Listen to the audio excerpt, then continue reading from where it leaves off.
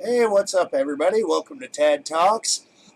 Today, I thought I'd do a little top 10 for my top 10 U.S. released Master System games.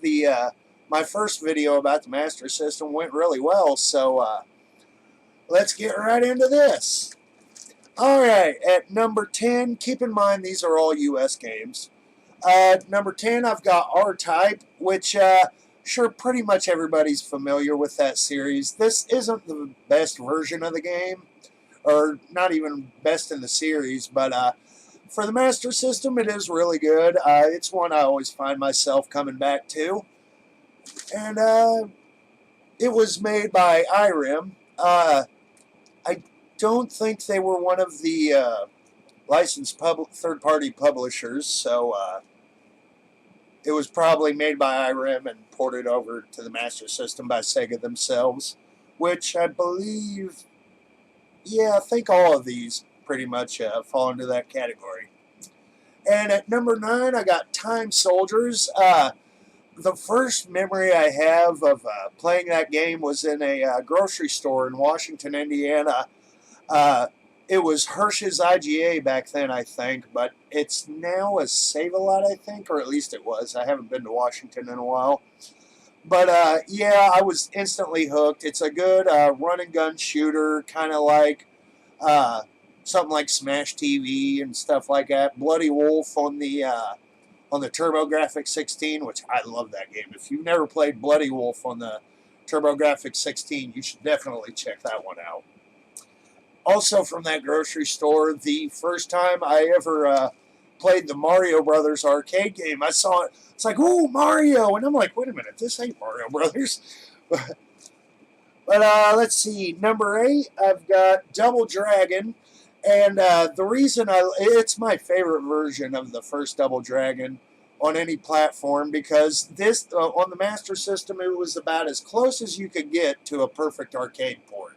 It's not perfect, but like I said, it's as close as you can get.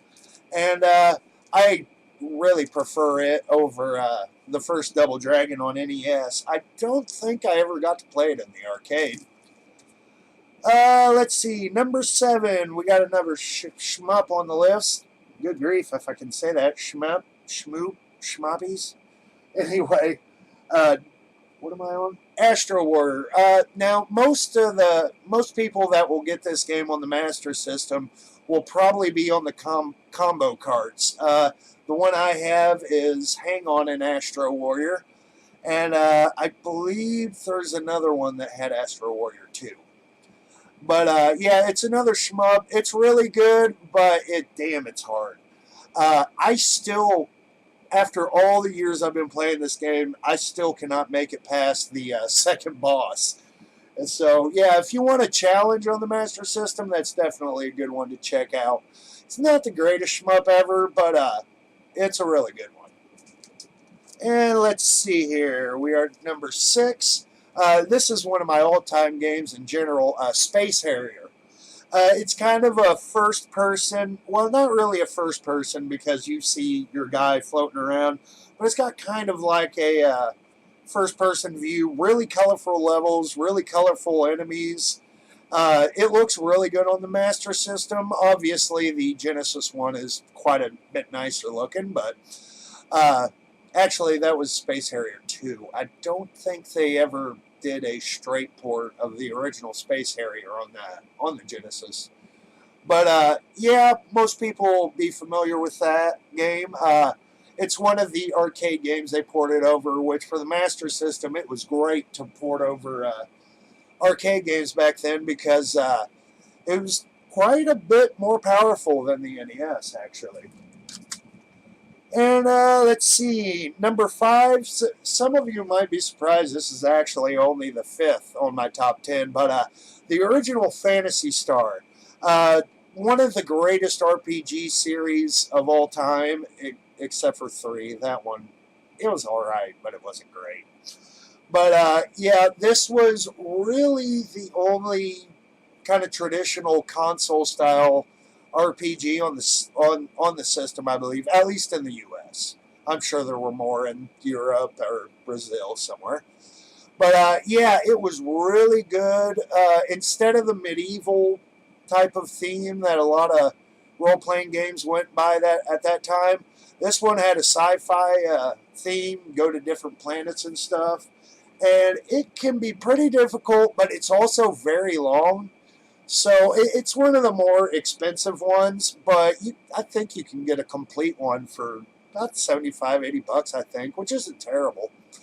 Uh, but it's really hard, and it's pretty long, too, for a game that old. And you'll definitely have lots of hours of enjoyment, so it definitely justifies the high price tag. And actually, I believe when it was new, it actually cost about $70, $80. So really, for a complete copy, you're getting it still at like, what, 1988, 1989 prices? That's pretty damn good. And number 4, Golvelius, The Valley of Doom. This one, I know Master System fans all love this game, but a lot of people that haven't really played the Master System probably have never heard of it. And the game I could probably liken it to the most would probably be Crystallis, except you get the top-down view, and also there are some side-scrolling levels. It's kind of a really neat kind of Zelda clone. It's one that I don't feel like gets talked about often enough, so putting it at number 4 seems pretty fair. And now we are down to the top 3. Alright, number 3, another one that's probably not going to surprise anybody, Shinobi. This is another one that was a really good arcade port, and it was a whole lot of fun. It gets pretty hard in the tougher levels, but on the bonus stages, man, you really got to be on your game. You really got to be fast. I think I've maybe gotten a perfect on the bonus level maybe once or twice in my whole life. But I kind of wish they would have had an option where you could just binge the bonus game for a while, because it's really fun. All it is you got these platforms and these ninjas run up, and you got to throw your shurikens at them before they hop up and slice you up. And yeah, the bonus game was really cool.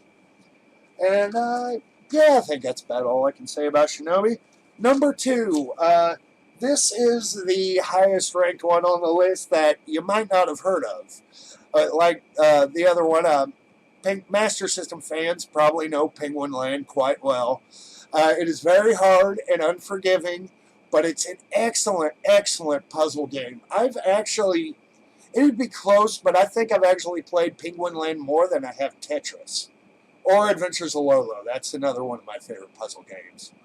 But yeah, your goal is you are the mama penguin, and you've got to get your eggs safely down to the bottom of the level. But while doing that, you got to dodge polar bears and make sure you don't break the egg and all kinds of different little obstacles. It's very unforgiving, but I love playing it. It's great if you love a challenge.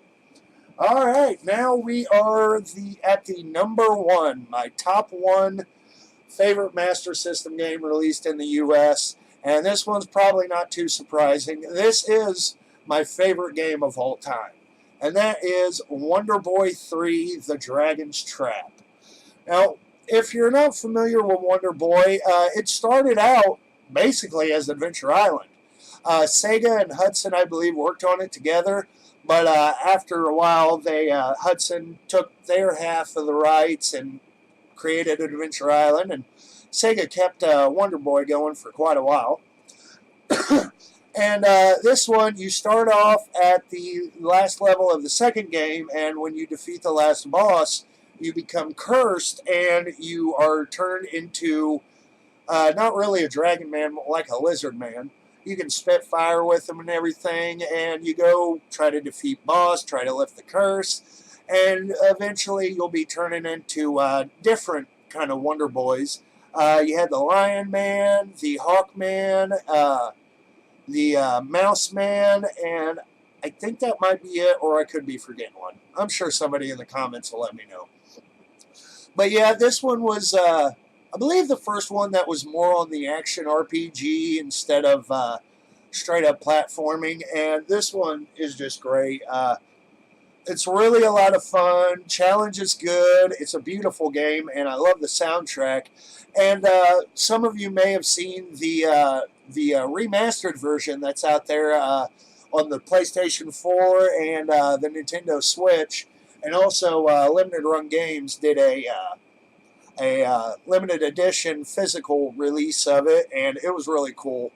One side's got the new kind of artwork for the game, and on the other side of the insert, it's your traditional, the old school style Master System cover, which I loved it. That's actually probably my favorite cover because, let's face it, with Master System in the U.S., there weren't many that many great covers.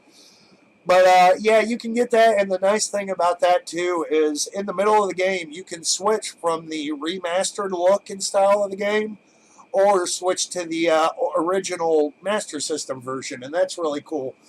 You can also switch between the remastered soundtrack or the original, but you can't change that in game. You have to do that in the options menu on the title screen.